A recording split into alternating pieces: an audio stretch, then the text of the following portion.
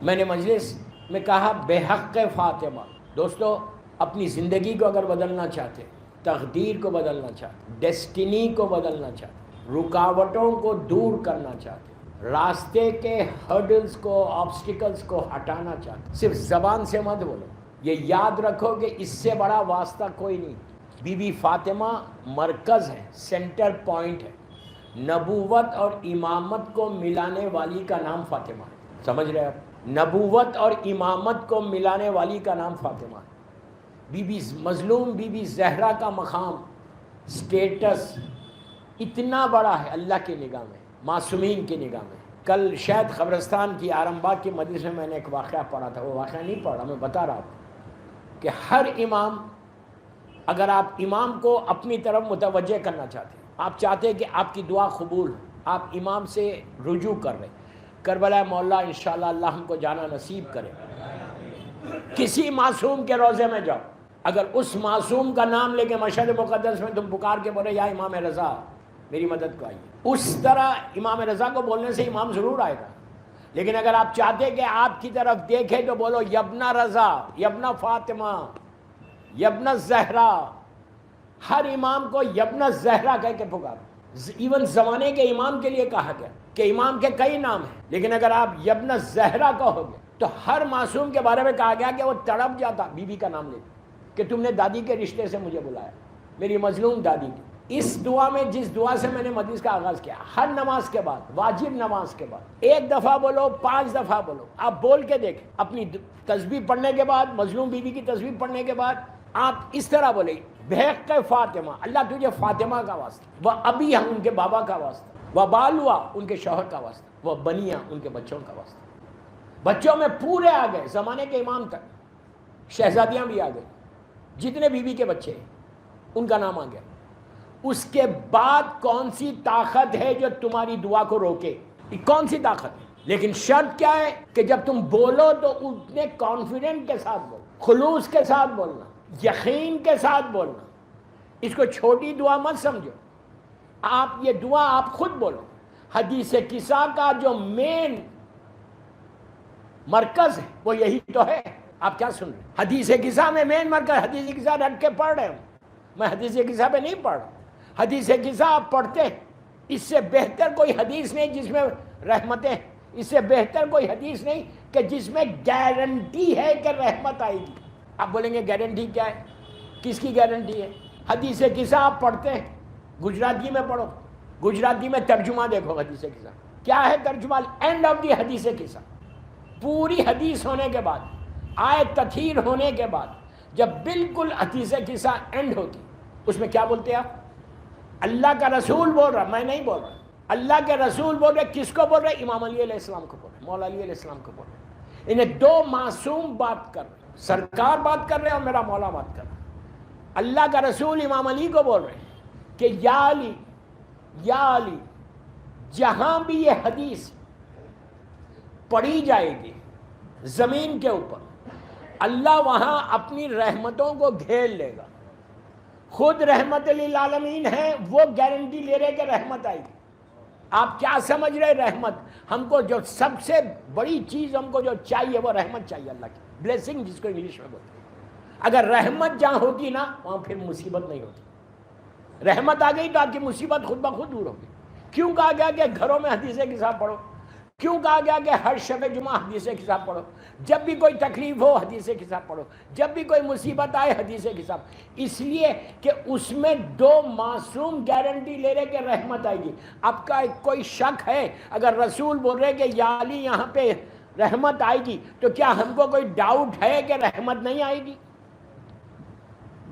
رسول پہ ڈاؤٹ کر رہے، جس کو دشمن نے صادق کہا ہے. ابو جہل نے رسول کو صادق بولا ہے، تو آپ اندازہ لگاؤ کہ اللہ کا رسول گارنٹی لے رہا حدیث قصہ میں کہ جہاں جس وقت یہ نہیں کہا گیا کہ رات میں پڑھو یا دن میں پڑھو یا صبح پڑھو یا شام میں پڑھو، بلکہ یہ کہا گیا، اللہ کا رسول بول رہا ہے کہ جہاں پڑھی جائے گی وہاں اللہ کی رحمتیں گھیر لیں گی. یہ حدیث قصہ قبرستان جب جاؤ تو وہاں پہ بھی پڑھو، اپنے باپ کی لحد پہ پڑھو، اپنی ماں کی لحد پہ پڑھو. آرام باغ جا رہے تو وہاں پڑھو، محفل مصطفیٰ جا رہے وہاں پڑھو. مرحومین کی لحد پہ حدیث قصہ ضرور پڑھو. آپ بولیں گے میتوں کے پاس تو سورہ رحمان پڑھا جاتا, ملک پڑھا جاتا, یاسین پڑھا جاتا, فاتحہ پڑھی جاتی. ضرور پڑھو, میں منع نہیں کر رہا. یاسین بھی پڑھو, ملک بھی پڑھو, رحمان بھی پڑھو, پورا قرآن پڑھو. میں کسی کو منع نہیں کر رہا. میں آپ سے یہ بول رہا یہ ساری چیزیں پڑھنے کے بعد ایک دفعہ ٹرائی کرو حدیث قصہ. کیوں بول رہا میں حدیث قصہ کے لیے؟ آپ نے غور کیا why I am saying حدیث قصہ reside in cemeteries? why؟ مردوں کو کیا چاہیے؟ قرآن پڑھ رہے آپ تو کیا ملتا ان کو قرآن پڑھنے سے؟ رحمت آتی ہے. رحمت کے لیے پڑھ رہے نا. فاتحہ پڑھ رہے, کیوں پڑھ رہے فاتحہ؟ رحمت کے لیے پڑھ رہے. سورہ ملک پڑھ رہے, عذاب ان کے رحمت آئے, اسی لیے پڑھ رہے نا. جتنے قرآن کے سورے پڑھے, ایون فاتحہ پڑھے تو رحمت خدا کی ہم دعا کرتے کہ پروردگار اس کا ثواب دے دے. ثواب کیا ہے؟ ثواب رحمت آئے گی تو نیچے ان کو سکون ملے گا. ہم جو بولتے ہیں مرحومین کے لیے کہ اللہ ان کے اوپر ہم فاتحہ, ابھی آج فاتحہ خوانی تھی, آپ نے فاتحہ خوانی کی, فاتحہ پڑھا.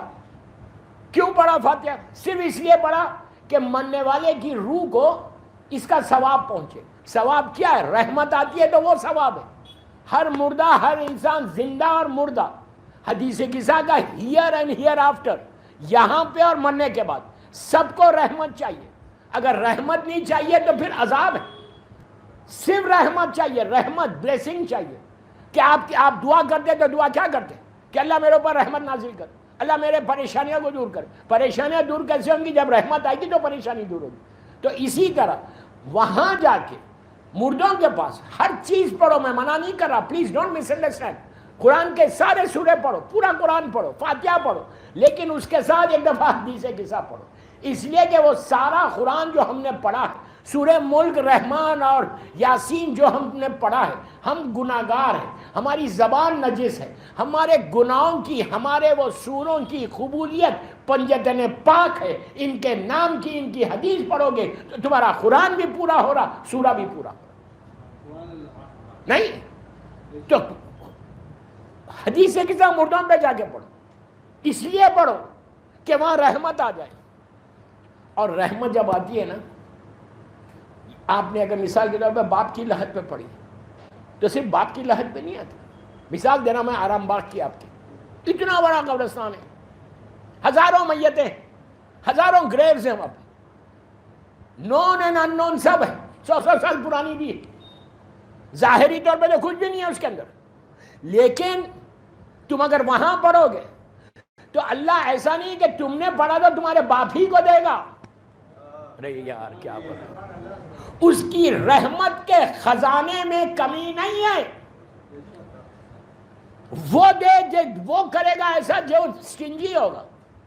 اللہ جب رحمت نازل کرتا تو غیر حساب نازل کرتا, حساب کے ساتھ نازل نہیں کرتا.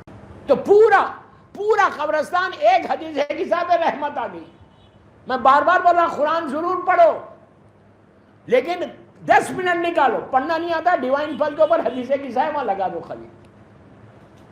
کہ اس لیے کہ اس میں ایک گارنٹی ہے, کسی چیز میں گارنٹی معصوم نے نہیں لی. اگر میں قرآن پڑھا تو مجھے نہیں معلوم کہ یہ میرا سورہ اللہ کی بارگاہ میں قبول ہوا یا نہیں ہوا, وی ڈونٹ نو. لیکن اس کا یہ مطلب نہیں ہے کہ آپ نہیں پڑھیں گے, آپ ضرور پڑھنا. میں بار بار کلیئر کر رہا, ایک پڑھ ضرور پڑھنا, لیکن گارنٹی نہیں ہے. یا جس چیز میں گارنٹی ہے وہ حدیث قصہ ہے. کیا بول رہا ہے یار؟ جس چیز میں گارنٹی ہے, اس لیے کہ 2 معصوم بول رہے, 14 میں 2 معصوم یہ بول رہے کہ جہاں پڑھی جائے گی, گارنٹی اللہ کا رسول لے رہا کہ جہاں پڑھی جائے گی وہاں رحمت گھیر لے گی. تو یہ پوری حدیث قصہ یہ مرکز ہے بی بی زہرا کا. چادر اوڑھنے کے بعد ہی تو آئی. کیا سن رہے یار؟ کسی اور کی چادر نہیں, اس وقت ساری ازواج تھیں وہاں پہ, پورے وائفز تھیں وہاں پہ. لیکن اللہ کے رسول کو اگر سکون ملا تو فاطمہ کی چادر میں ملا. اب آپ خود سوچو کہ جو رحمت للعالمین ہے اس کو سکون فاطمہ سے ملے تو کیا تمہاری زندگی میں سکون نہیں آئے گا؟ تمہاری زندگی میں پیس نہیں آئے گا؟ تمہارا سٹریس دور نہیں ہوگا؟